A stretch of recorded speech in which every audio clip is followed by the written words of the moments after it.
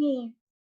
Nah, kemudian terkait dengan banyaknya aktivitas amal, charity yang diorganize oleh individual gitu ya, dan unregistered atau lembaga-lembaga yang tidak terdaftar atau kelompok-kelompok yang tidak terdaftar. Nah, ini akan muncul pertanyaan tentang accountability-nya. Siapa yang bertanggung, apakah harus ada yang katakanlah mengawasi masalah akuntabilitasnya ini, atau kalau memang harus ada prosedur akuntabilitasnya, bagaimana mekanismenya begitu. Kemudian syariah financing untuk agriculture ini dan bagaimana akuntansinya.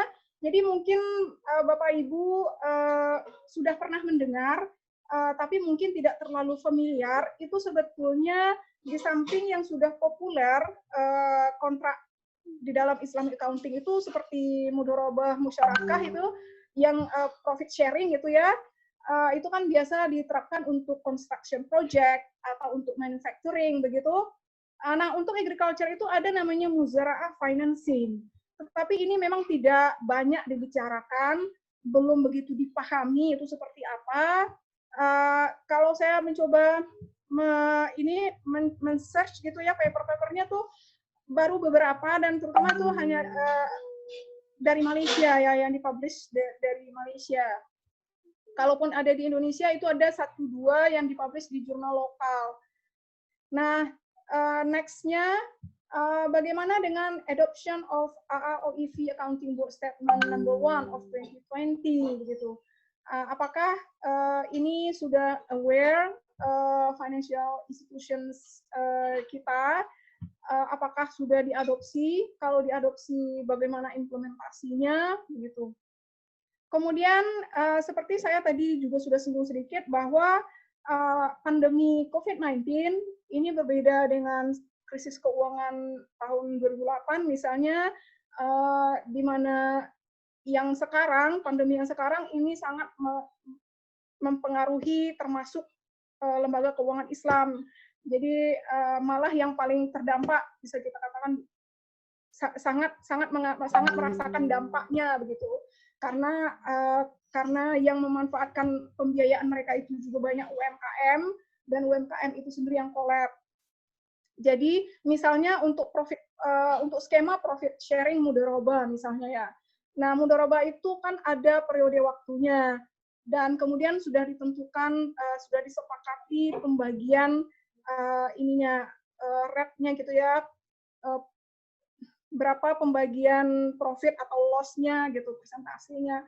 Nah, dengan terhentinya kegiatan ekonomi, dengan mungkin ada di antara pihak-pihak yang telah terlibat dalam kerjasama mudharabah tersebut berhenti aktivitas bisnisnya, bagaimana dengan perjanjian mereka? Misalnya kalau perjanjiannya 12 bulan, misalnya si yang dititipi dana itu harus memberikan pengembalian beserta bagian profitnya kepada pemberi modal yang memiliki modal.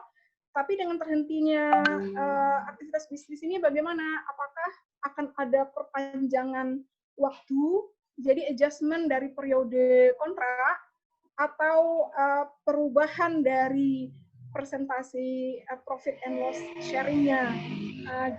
Jadi ini juga bisa menjadi salah satu yang bisa kita riset. Oke. Kemudian mungkin yang ini ya, yang terakhir, kembali lagi terkait dengan zakat yang tadi, seperti saya bilang bahwa zakat itu merupakan pen-trigger pertama dari dikembangkannya teknik akuntansi di dunia Islam, di samping kebutuhan untuk akuntabilitas kepada partner dagang gitu ya, oleh para pedagang muslim dulunya. Nah, artinya untuk bisa menunaikan kewajiban zakat ini dengan baik, seorang muslim itu sebetulnya dia harus sangat aware dengan akuntansi begitu ya. Seharusnya dia punya pencatatan yang sangat baik terkait dengan personal income yang dia terima, baik yang reguler maupun yang tidak reguler di dalam 1 tahun. Jadi istilahnya itu harus adalah personal accounting-nya kita itu kita punya catatan akuntansi individual gitu ya, supaya tidak ada yang tertinggal ya. Jadi kalau misalnya kita pegawai negeri, kita bilang, oh kita nggak perlu mengkeep catatan tentang income yang kita peroleh karena gaji kita langsung dipotong zakat misalnya kan, tapi itu kan hanya gaji yang diterima yang melalui bendahara gitu ya. Bagaimana dengan pendapatan-pendapatan lainnya? Kalau misalkan ada yang luput kita mencatatnya, nanti tidak sempurna pengeluaran zakat kita. Kalau tidak sempurna pengeluaran zakat kita, berarti akan ada bagian hak-hak orang lain yang termakan oleh kita. Jadi di situ saya mencoba ya memunculkan mungkin ini topik yang juga belum ada ya di riset dan di publikasi. Bagaimana ini awareness dari Muslims gitu ya secara personal untuk memiliki pencatatan sendiri atau personal accounting-nya. Dan ya itu dia. Oke, mungkin next slide. Ini tentang next slide, please. Ini sudah saya bahas tadi. Mungkin kita lanjut slide berikutnya. Ya, jadi possible methods. Sebetulnya tidak banyak perubahan sebenarnya dari metode-metode riset yang telah ada dalam existing research yang kita bahas tadi. Mungkin kesulitan hanya di melaksanakan kalau survei langsung begitu kepada responden atau fieldwork langsung ke lapangan gitu. Mungkin itu aja kesulitannya. Tapi kalau untuk riset yang memakai kalau survei bisa kita alihkan menjadi online survei. Kalau dokumentari analisis tidak ada persoalan, tetap bisa kita lakukan, sangat bisa. Kemudian literatur review, kalaupun tetap akan interview, itu juga bisa dengan phone interviews gitu ya.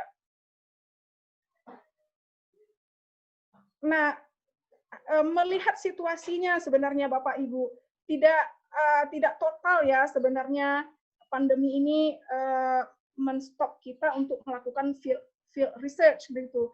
Seperti yang saya alami sendiri saat ini, saya bilang tadi saat ini melakukan sebuah action research gitu di bidang agriculture, syariah financing untuk agriculture. Jadi saya tetap bisa pergi ke lapangan, cuman memang kondisinya memungkinkan. Jadi memang tidak menyebabkan saya banyak interaksi. Saya tidak memerlukan interaksi dengan banyak orang, jadi langsung dari rumah ke tempat riset gitu, ke lapangannya, dan di sananya karena juga ruang terbuka di persawahan begitu, juga sangat bisa menjaga jarak, jadi tetap bisa saya lakukan. Oke, demikian kesimpulannya. Berarti kesimpulan sebetulnya semua tema-tema yang tadi kita bahas di bagian pertama itu sebetulnya tetap applicable, kita lakukan riset di masa sekarang. Namun mungkin perlu penyesuaian dalam data collection method-nya. Tetapi ada beberapa tema yang memang menjadi lebih relevan untuk kita bahas dengan adanya pandemi ini. Dan pandemi bahkan dia memunculkan topik-topik riset baru untuk Islamic accounting. Dan juga pandemi ini menyebabkan beberapa topik menjadi lebih urgent untuk kita segera lakukan riset di sana dibanding yang lain. Mungkin demikian Bapak Ibu sedikit yang dapat saya share pagi ini kepada Bapak Ibu semua. Semoga ada manfaatnya. List dari literatur yang semua yang saya gunakan untuk membuat slide ini ada di slide berikutnya, nanti Bapak Ibu bisa lihat sendiri. Saya mohon maaf jika ada kata-kata yang salah atau yang tidak berkenan. Jadi semua yang benar itu datangnya dari Allah, sementara jika ada yang salah itu datangnya dari diri saya sendiri. Sekali lagi terima kasih. Assalamualaikum warahmatullahi wabarakatuh. Waalaikumsalam warahmatullahi wabarakatuh. Terima kasih banyak Bu Fima atas sharing materi yang sangat menarik ya, Ibu. Kemudian kita akan lanjut ke pertanyaan dari audiens. Nah, seperti yang sudah sesuai dengan apa yang saya record, itu yang pertama, pertanyaan kepada Bu Ika. Bu Ika.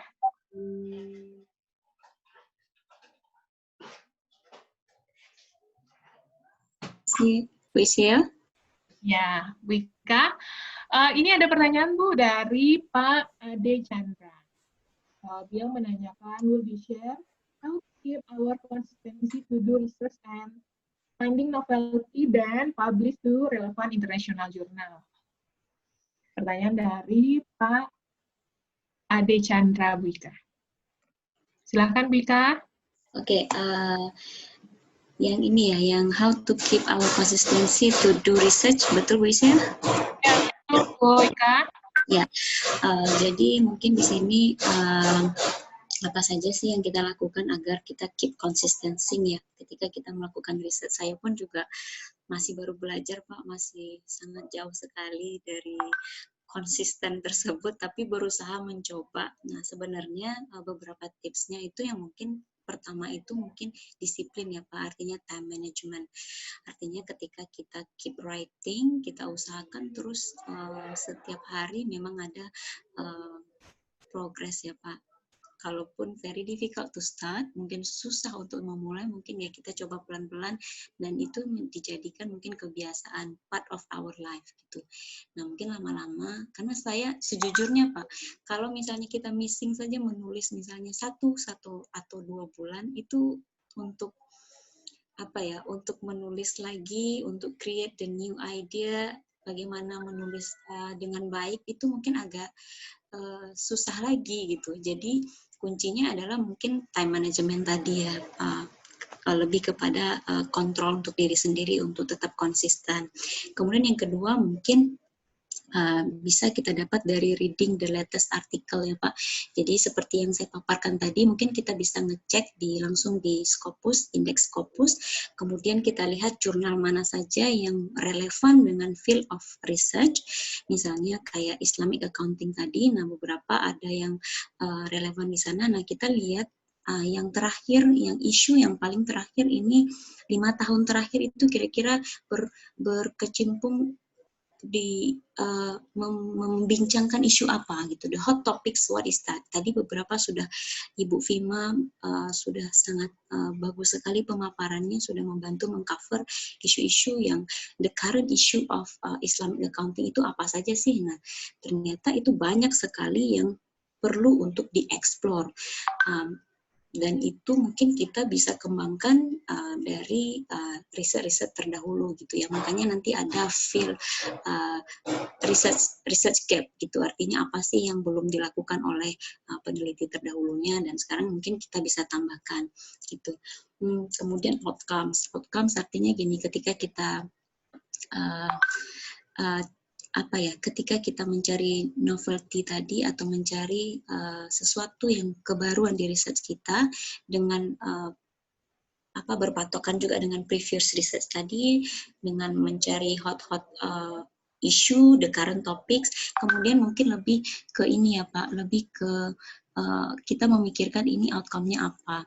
Kalau bisa, yang seperti saya paparkan tadi, sebaiknya memang artikel yang kita publish itu memiliki impactful gitu ya, artinya berdampak juga gitu untuk ummah ya, khususnya untuk masyarakat luas. Nah mungkin itu juga yang menjadi motivasi kita konsisten ya, to keep writing and research gitu Pak. Isil.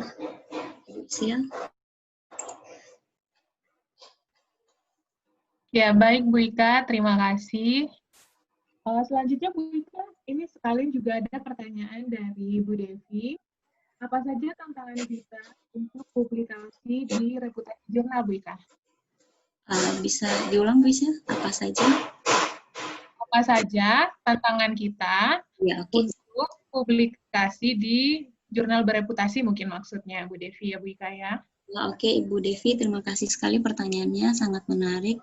Tantangan yang terbesar itu menurut pribadi saya adalah pengalaman penulis itu sendiri, Bu. Jadi ketika kita memiliki getting more experience to publish on the jurnal terindeks, artinya itu mungkin lebih lebih mengalir saja Bu, gitu. Mungkin awal-awal mungkin sangat sulit sekali menulis saja, mulai dari tahapan menulis untuk mencari ide, it's not easy. Itu juga nggak mudah sekali. Kita perlu artinya memang perlu berlatih terus Bu. Seperti saya masih banyak sangat kurangnya sekali kalau kita lihat penelitian isu-isu yang dikeluarkan dari jurnal-jurnal tadi itu memang di luar di luar ekspektasi kita kadang. Nah, tapi kita juga bisa mendapatkan the new idea itu juga dari the previous research tadi. Nah, tantangannya itu tadi ya begitu. Kalau seandainya kita memang sudah friendly ya, terbiasa pelan-pelan, lama-lama terhadap how to publish di jurnal yang bereputasi, mungkin lama-lama kita sudah tahu nih trik-triknya bagaimana. Misalnya kayak jurnal yang A itu dia mintanya seperti apa sih, kemudian jurnal B itu seperti apa. Itu apa sih yang harus dihindari ketika penulisan. Nah, itu juga ada nanti tips-tips yang perlu kita gali lagi, Bu. Kalau berbicara tentang publikasi gitu. Karena setiap jurnal itu beda maunya apa gitu. Kalau sesuatu yang memang ini yang saya terakhir kemarin yang 2019 yang disubmit di International Journal of Medicine tadi itu 2 kali revisi. Nah, nanti jangan kaget ketika kalau rejected ya mungkin ya kita kadang pertama kita shock sekali, aduh ini nggak diterima di gimana, tapi keep writing gitu. Nah, yang kayak kemarin itu ada 2 kali revisinya. Nah, jadi ada saran dari comments ya, dari reviewersnya, nanti itu yang kita coba perbaiki. Kemudian submit lagi, resubmit, kemudian perbaiki lagi. Karena untuk menjadikan jurnal itu berkualitas tuh prosesnya sangat panjang sekali, Bu. Karena itu kita bicara tentang reputasi internasionalnya ya, gitu. Ya tetap semangat gitu, Bu. Saya pun juga berusaha untuk menyemangati diri sendiri, bagaimana bisa memotivasi diri juga gitu untuk selalu kita, apalagi di dunia akademisi memang harus do the research gitu Bu. Oke, terima kasih Bu Ika. Berarti intinya kita memang harus selalu baca, dalami, seiring berjalannya waktu tentu kita akan menemukan hal-hal yang kita inginkan ya Kak ya. Intinya tuh sepertinya memang ada guru saya dulu menyampaikan bahwa kalau bisa setiap hari kita memang baca satu paper dan kita buat satu paragraf minimal satu paper dan kita catat satu paragraf setiap hari. Nanti dari yang kita baca setiap hari itu insya Allah kita menemukan sesuatu yang nggak kita sangka ya Kak. Ya Bu. Iya, ya, memang konsistensi itu memang sangat penting sekali. Tapi ya itu dimulai pelan-pelan, insya Allah bisa. Ya. Insya Allah, insya Allah. Oke, terima kasih Ibu Ika. Nah, selanjutnya ada pertanyaan ke Ibu Dian. Ibu Dian. Ya, Assalamualaikum. Ibu Dian? Ya, Isani. Oh ya, Ibu Dian, ini ada pertanyaan dari Ibu Nidia Anggreni. Alhamdulillah materinya luar biasa, benar-benar yang saya butuhkan. Terima kasih banyak sudah diberi kesempatan. Saya mau nanya, ada 2 pertanyaan, Bu Dian. Yang pertama, bagaimana caranya saya bisa dapatkan data tentang suku ini? Kalau untuk nilai suku dan rating suku atau yield suku. Itu pertanyaan yang pertama. pertama ya, Bu Dian. Iya. Nah, terus pertanyaan yang keduanya, kalau saya inginkan data kualitatif research, saya bisa ambil datanya dari mana ya? Kalau itu objeknya adalah investor suku, bagaimana caranya saya bisa tahu siapa yang menjadi investor atau pemilik, siapa yang menjadi investor atau pemilik suku ini? Kemudian boleh saya minta referensi penelitian tentang suku ini. Nah, wow, pertanyaan yang sangat menarik ya dari Bu Nidia Anggraini. Silakan Bu Dian. Ya, Bismillahirrahmanirrahim. Terima kasih Bu Ihsani. Terima kasih untuk pertanyaannya, Ibu Nidia Anggraini ya. Yang pertama tentang gimana caranya mendapatkan data tentang sukuk.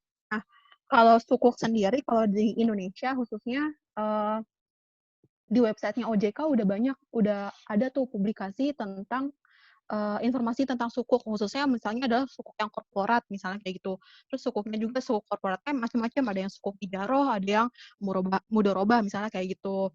Terus bisa aja Ibu Nidia ini langsung cek websitenya OJK apa ya, .go.id ya. ojk.go.id, di situ udah banyak banget informasi tentang suku khususnya di Indonesia. Terus kalau misalnya nah di informasi tersebut itu ada ada nilainya dan ada jenis sukuknya. Tapi kalau untuk ratingnya sendiri, rating itu kan yang merating si sukuk atau merating si obligasi biasanya adalah pihak ketiga atau pihak dari perusahaan lain gitu ya, bukan dari perusahaannya sendiri ataupun dari regulator gitu. Biasanya beberapa referensi untuk peringkat sukuk atau peringkat dari efek-efek surat berharga, misalnya kalau di Indonesia sendiri ada namanya Pevindo. Pevindo itu cek aja website Pevindo. Ini saya bukannya marketingnya Pevindo atau siapapun, jadi cuma untuk itu bisa menjadi salah satu sumber data untuk data sekunder, khususnya untuk kalau misalnya mau menganalisis atau mau riset tentang sukuk seperti itu. Ada Pevindo, terus ada lagi Kasnik.gov, terus ada lagi ya itu Kasnik.gov, Credit Rating Indonesia itu juga ada. Kalau yang di internasional, kalau misalnya mau meriset sukuk, tapi bukan hanya di Indonesia, misalnya kayak di Malaysia, misalnya kayak gitu, itu ada rating atau lembaga rating juga. Yang internasionalnya misalnya adalah ada Standard & Poor's, itu udah banyak banget dia mengeluarkan publikasi ratingnya. Terus ada lagi Moody's MOODY '(S), itu juga dia mengeluarkan rating-rating nggak hanya sukuk, sebenarnya sukuk, obligasi, dan lain-lain sebagainya, seperti itu. Terus rating sukuk, nilai sukuk, yield sukuk itu ada di OJK kalau di Indonesia. Kalau misalnya di luar negeri mungkin bisa lihat di website-nya masing-masing bursa efek dari masing-masing negara tersebut. Biasanya kalau yang bagus biasanya bisa di-publish kayak gitu. Atau alternatif lainnya misalnya adalah cek website-nya perusahaannya masing-masing atau cek laporan tahunannya perusahaan masing-masing. Di situ juga biasanya harusnya dia mendisclose berapa sih yield-nya, berapa nilai sukuknya dia, kayak gitu. Terus selanjutnya tentang data kualitatif research, sebenarnya gini sih, maksudnya data kualitatif research ini sebenarnya tergantung sama variabel atau apa sih yang mau kita analisis dari dari data variabel kualitatif ini sendiri. Misalnya kalau misalnya kita mau tentang literasi, misalnya literasi sukuk, literasi sepemahaman apa sih si investor terhadap sukuk. Berarti kan kita nyebarnya adalah biasanya kuesioner gitu, misalnya kuesioner yang disebarin ke si investor misalnya kayak gitu. Terus gimana cara dapatnya kita mengakses investor, emang rada susah sih sebenarnya, soalnya ya di apa namanya, di laporan keuangannya sendiri nggak ada sih list siapanya aja mungkin ada, cuman secara personalnya pasti nggak ada gitu. Apalagi kalau misalnya sukuk retail, yang eceran gitu kan biasanya dia apa namanya, personal, biasanya banyaknya personal kayak gitu. Nah biasanya kalau kayak gini coba aja bisa minta surat izin atau bikin surat gitu ya ke perusahaan-perusahaan reksadana misalnya yang manajer investasi, yang mana mereka biasanya pastinya punya data-data tentang investor, biasanya kayak gitu. Pasti itu formalnya harus bikin surat sih sebenarnya. Jadi kita ya emang benar-benar formal, risetnya kan formal gitu ya, nggak ada yang tidak nggak ada yang apa ya tidak sesuai aturan gitu. Supaya ya bagusnya kayak gitu. Terus yang terakhir, nah referensi penelitian tentang sukuk ini sebenarnya udah banyak banget, apalagi sekarang yang semakin ngehits gitu, bukan ngehits maksudnya semakin bertumbuh gitu ya, apa sih semakin bervariatif gitu produk-produk dari sukuk itu sendiri. Kalau yang paling saya ingat adalah ini, saya punya teman namanya Mbak Afifa, beliau itu tesisnya itu tentang sukuk. Nah, sukuknya itu beliau sangat mendalami banget, dan yang paling yang paling mereference banget sebenarnya, yang paling gampang diakses adalah cari aja tentang namanya keywordnya adalah penelitian oleh Tika Arundina ya. Tika Arundina dari Universitas Indonesia, dan beliau juga lulusan Malaysia kalau nggak salah. Saya lupa Malaysia atau Inggris ya. Beliau itu termasuk salah satu peneliti, atau beliau dari IAEI juga. Beliau itu termasuk salah satu peneliti yang konsisten banget tentang sukuk, mulai dari rating sukuknya, nilai sukuknya, terus dampak-dampaknya terhadap any impact gitu. Beliau tuh sangat banyak banget, dan sukuk ini sangat secara empirical studies itu udah banyak banget yang melakukan penelitian tentang ini. Jadi saran saya juga banyak juga cari di jurnal-jurnal yang tadi udah disebutin sebelumnya sama Bu Ika, atau tadi saya udah mention juga kayak gitu-gitu. Itu udah banyak banget sih, insya Allah bisa diakses dan bisa ketemu referensinya kayak gitu. Gitu aja. Terima kasih. Ya, terima kasih Bu Dian. Sama-sama. Ya, tadi saya melihat bahwa di sini ada profesor kami, Bapak Profesor Edi Rashid. Assalamualaikum, Pak. Mungkin kita bisa mintakan kepada beliau sedikit insight. Assalamualaikum, Ihsani. Waalaikumsalam, Bapak. Sorry ya, Pak Edi nggak nampilkan video ya. Oh iya, nggak apa-apa, Pak. Baru pulang olahraga nih dari. Ya, Oh, siap. sorry ya, dari. Oh, jalan ya, kemana hari ini, Pak? keliling-keliling Kampuang. Oh. Ya, Ya, silakan, Pak. 5 menit boleh, Pak. sedikit insight tadi ya. Iya, Pak. Iya, yang Pak Edi tuliskan tadi Pak Edi ngikutin mulai dari awal tadi ya. Mulai Iya. dari Ika, Sari, dan seterusnya, sampai sekarang ngikuti terus ya. Alhamdulillah ya, surprise sekali. Pak Edi, ini khusus bagi kita di akuntansi UNAN dulu ya. Oke, Pak Edi masih ingat dulu Profesor Dr. Sofyan Safri Harahap, almarhum, teman-teman yang bergerak di riset Islamic Accounting atau akuntansi syariah pasti kenal beliau. Beliau setiap kali ketemu dengan Pak Edi selalu negur, menjewer ya, bukan negur ya, menjewer. Jewerannya adalah kenapa akuntansi UNAN masih diam dengan akuntansi syariah? Padahal kan orang Minangkabau katanya. Pak Edi malu, tapi nggak bisa berbuat apa-apa karena ketika itu belum ada di antara dosen-dosen yang masuk ke bidang akuntansi syariah ini. Pak Edi juga mendorong rekan-rekan untuk S2 dan S3 ke akuntansi syariah, tapi belum ada ketika itu yang berminat. Alhamdulillah sekarang tampil, dan mudah-mudahan ke depan, walaupun terlambat ya, yakin akan bisa menjadi yang termasuk yang terdepan lah dalam riset dan di akuntansi syariah atau Islamic Accounting ini. Pak Edi juga ingin mengundang ya rekan-rekan sejawat semuanya dari perguruan tinggi lain, mari berkolaborasi dengan rekan-rekan di akuntansi UNAN dalam riset di Islamic Research ini.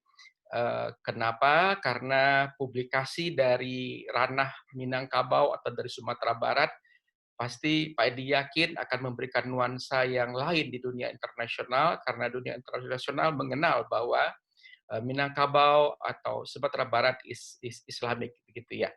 Jadi selamat kepada kepada sejawat bertiga ini. Mudah-mudahan konsisten, fokus terus ya. Baik. Sekian, terima kasih. Oh iya, terima kasih banyak.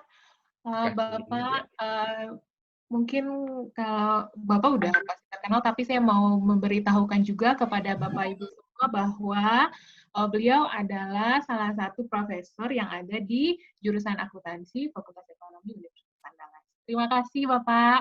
Terima kasih, Sil ya. Iya Pak.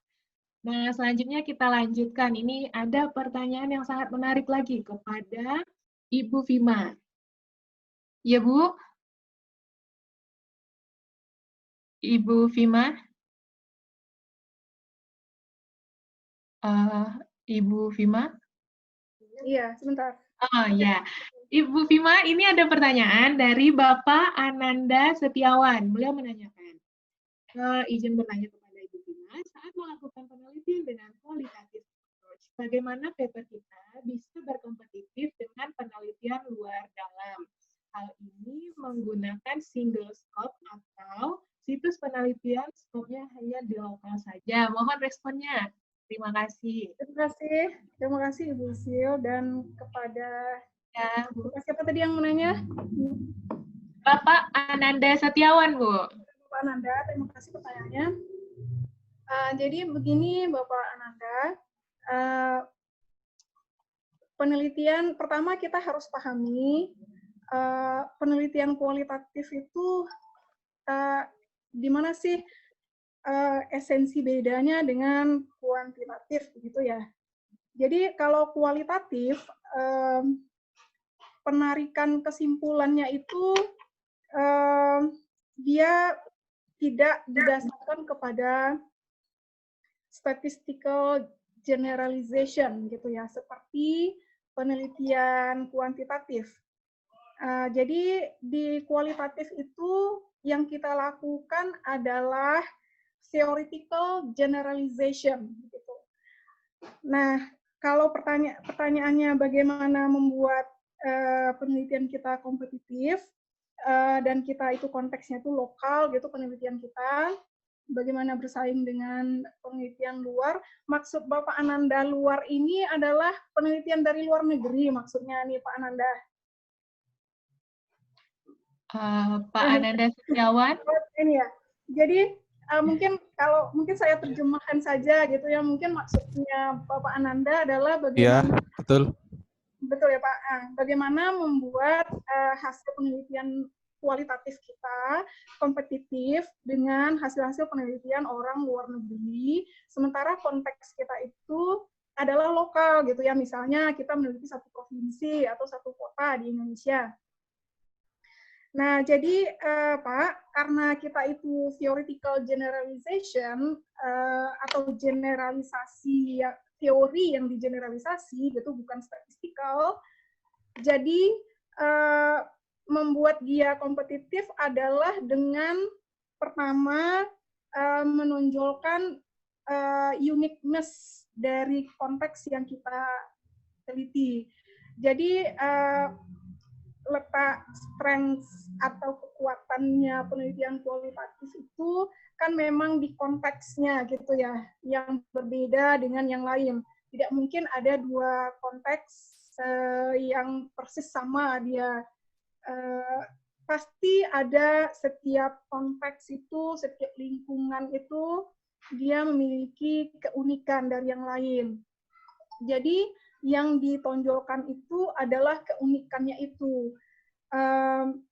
Dan mungkin ini juga perlu kita ketahui ya, justru kalau di luar yang saya pahami, yang saya ketahui begitu, kalau di luar negeri penelitian akuntansi terutama di Eropa, kalau Eropa gitu Pak, penelitian akuntansi itu lebih didominasi oleh penelitian-penelitian kualitatif gitu ya. Jadi penelitian kualitatif dianggap lebih bisa memahami fenomena akuntansi itu gitu daripada kuantitatif gitu, pendekatan kuantitatif. Kenapa? Karena akuntansi itu dia harus dipahami secara tidak terpisah gitu dari lingkungan di mana akuntansi itu diimplementasikan. Jadi pemahaman terhadap sebuah teknik akuntansi yang tengah diimplementasikan harus dipahami secara terintegrasi dengan lingkungannya, dengan organisasinya di mana dia tengah diimplementasikan, begitu Pak. Jadi makanya justru kalau Eropa penelitian kualitatif ya justru lebih di prefer gitu ya, justru lebih disukai untuk akuntansi. Nah, jadi kita tidak perlu merasa katakanlah seperti minder gitu ya kalau mengadopsi kualitatif, kok kayak less scientific gitu ya dibanding dengan teman-teman kita yang memakai kuantitatif begitu. Jadi hendaknya tuh jangan merasa seperti itu. Justru dia malah pendekatan yang dipandang lebih cocok gitu untuk memahami fenomena akuntansi. Jadi gitu Pak. Jadi maksudnya begini, iya memang kita tentu kita membahas tentang konteks lokal ya di dalam penelitian kita itu, dalam hasil penelitian kita itu kita tampilkan konteks lokal, tetapi jangan hanya sebatas kita mendeskripsikan keadaan lokal itu, sebatas itu kita tidak mampu untuk naik ke level berikutnya, yaitu menarik so what gitu, lalu kesimpulannya yang bisa digeneralisir gitu secara teoritikal, atau apa nih teori yang bisa kita munculkan dari fenomena yang ada di konteks lokal ini. Nah itu Pak yang menarik bagi orang luar itu nanti. Memang kalau hanya sebatas kita deskripsi konteks lokal, memang sulit ya katanya begitu kita untuk publish di paper luar, karena mereka tentu tidak begitu mengerti ya gitu tentang konteks lokal kita itu gitu.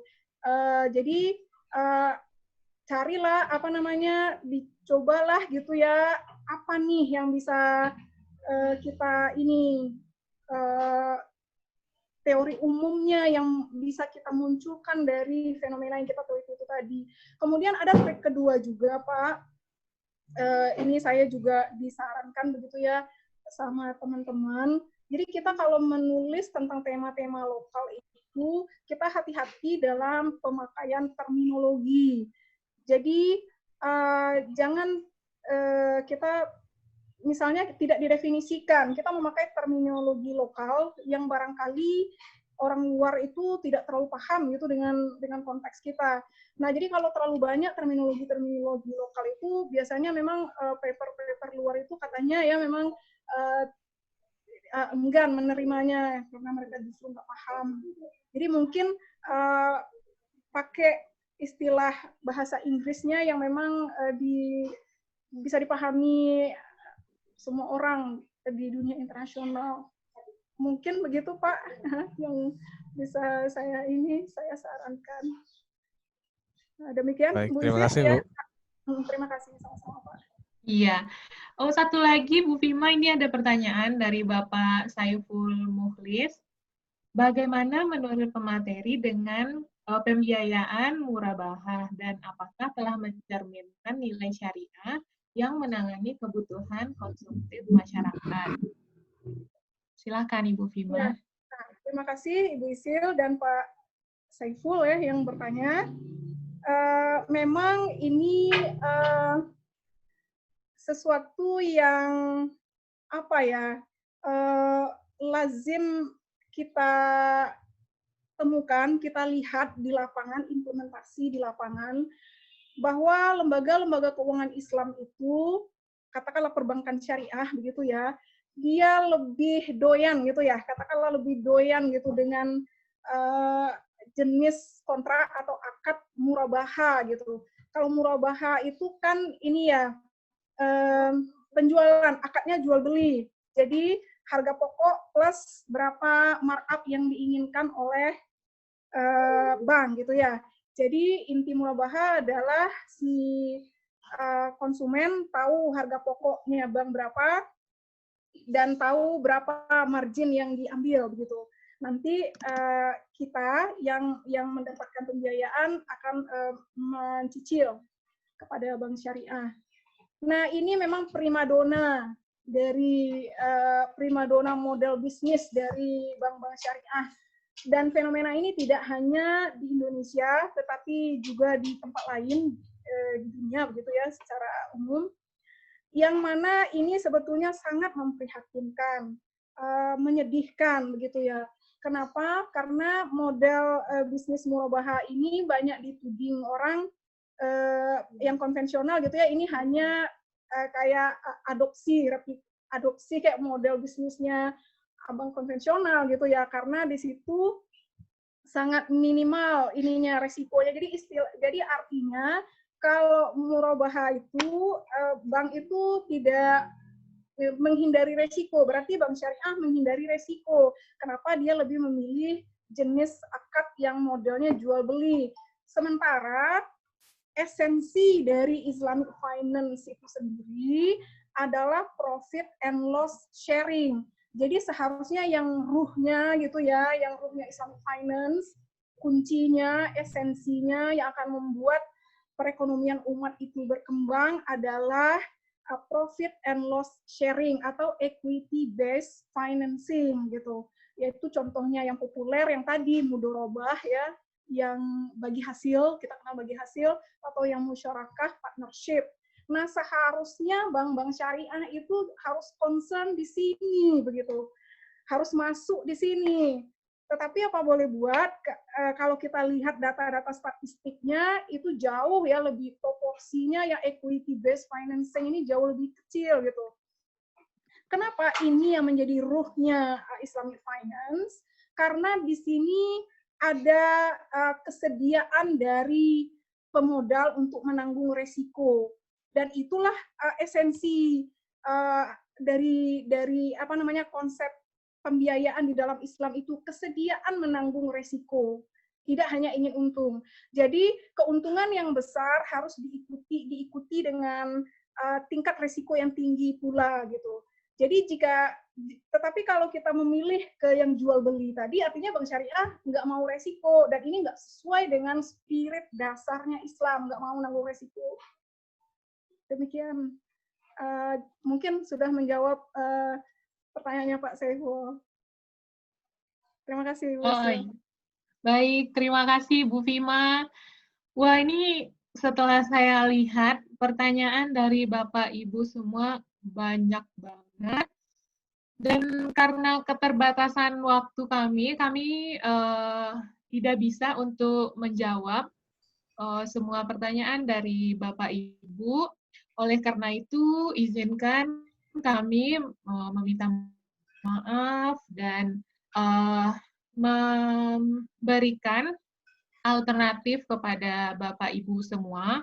Jika memang kami mohon maaf sekali pertanyaan ada yang belum sempat kami jawab pada hari ini, Bapak Ibu dapat, setelah saya tanyakan tadi kepada narasumber, Bapak Ibu dapat langsung mengontak beliau di email beliau. Nah, ini email dari Ibu Dian, dianyuni@eb.unan.ac.id, kepada Ibu Ika di sarijoa@gmail.com. Nah, kepada Bapak Ibu yang kami mohon maaf sekali, pertanyaannya belum sempat kami jawab karena keterbatasan waktu. Kami persilakan Bapak Ibu untuk bertanya ke email tersebut. Dan juga kepada Bapak Ibu, semua sudah dapat melakukan presensi di link bit.ly/presensi jaga 2.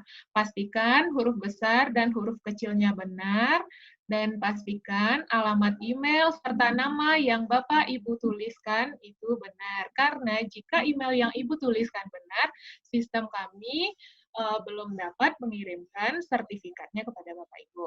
Nah, terkait dengan materi, di dalam email yang akan Bapak Ibu terima tersebut yang berisi sertifikat, juga kami cantumkan link yang berisi materi.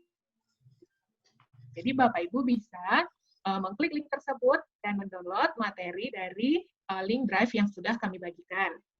Kemudian kami juga mempersilahkan kepada Bapak Ibu untuk follow Instagram kami sesuai dengan apa yang kami lampirkan di dalam email tersebut.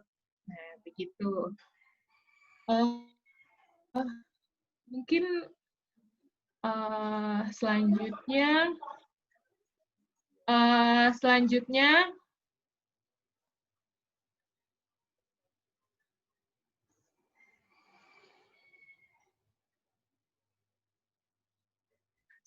itu ada Linktree yang kami miliki. Mungkin saya ketik dulu ya.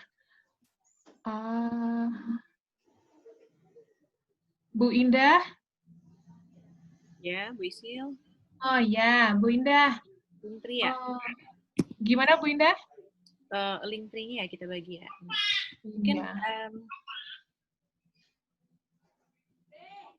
mungkin mengingatkan lagi kepada Bapak Ibu untuk mengisi presensi Bu Isil karena ada yang salah begitu menulis emailnya sehingga ada beberapa yang gagal karena ketika menulis email itu tidak hati-hati sehingga ada yang I menjadi J kemudian gagal. Mungkin Bapak Ibu jika ingin memastikan sudah masuk sertifikatnya mungkin mohon ditunggu dulu. Seperti itu. Untuk yang Linktree coba sebentar ya. Oh ya, mungkin saya closing statement sedikit Bu Indah. Boleh. Ya, pada kesempatan kali ini saya mengucapkan terima kasih kepada Pak Dekan tadi yang sudah bersedia untuk membuka acara kita pada hari ini. Kemudian terima kasih kepada seluruh narasumber kami, ada Bu Ika, Bu Dian, dan Bu Fima yang sudah meluangkan waktunya dan sharing ilmu yang sangat bermanfaat, sangat baru, sangat fresh, dan sangat, saya nggak tahu mau bilang apa lagi, itu beneran buka dan bikin semangat ya, bikin timbul semangat baru untuk melakukan riset terus. Dan juga terima kasih kepada seluruh panitia, Pak Rahmat, Pak Fauzan, Bu Indah, Bu Luciana, Agung, dan Nakita yang sudah membantu kami dalam menyiapkan webinar kita pada hari ini. Saya selaku moderator, Ihsani Mazalfi, mohon maaf jika pada kesempatan kali ini ada khilaf dan salah. Saya mohon maaf kepada Bapak Ibu semua. Saya akhiri dengan Alhamdulillah. Assalamualaikum warahmatullahi wabarakatuh. Waalaikumsalam warahmatullahi wabarakatuh. Sil, jangan tutup dulu ya, Sil. Oh, siap, Ibu. Bu, terima kasih sudah bergabung ya, Bu. Terima kasih semua. Baik, Bu. Terima kasih. Ibu Fima, Ibu Dian, selamat. Iya, terima kasih, Bu Yurni. Ya, Ibu. Halo, Bu. Assalamualaikum. Hebat, Ika. Selamat ya, Indah. Bu. Dian lagi di Bogor ya, Dian? Iya, Bu. Dian. Masya Allah, kumpul sama keluarga. Alhamdulillah. Iya Bu, amin. Kita belajar lagi dari Ibu nih. Ya, Iya loh, hebat sama belajar. semua, Masya Allah. Ada Uni Rami, ada Bu One. Ya, terlambat bergabungnya ya. Iya, Bu. Ada di A, Assalamualaikum di A. Ide, thanks for joining. Assalamualaikum Bu Ani. Iya, Keren nih, yang muda sudah kami di akuntansi. Terima kasih, Bu. Ya, aduh. Uci mana? Ian, selamat. Maaf, Pak Gabung baru ingat. Selamat Dian, selamat Fima. Tim muda akuntansi ya. Iya, makasih, Uni. Ada Ismun lagi ya, dari Pekanbaru, Imon. Ini Uni di Bandung nih, As. Uni lagi di Bandung, Imon. Makasih ya. Nih alumni kita nih, Imon. Selamat bergabungnya. Selamat ya semuanya. Sukses. Uni asli duduk dari jam 8 kalau ndak mesin su ikut ada rasa rugi walaupun satu kata ndak dia meninggalkan doh. Sebenarnya hebat, alhamdulillah.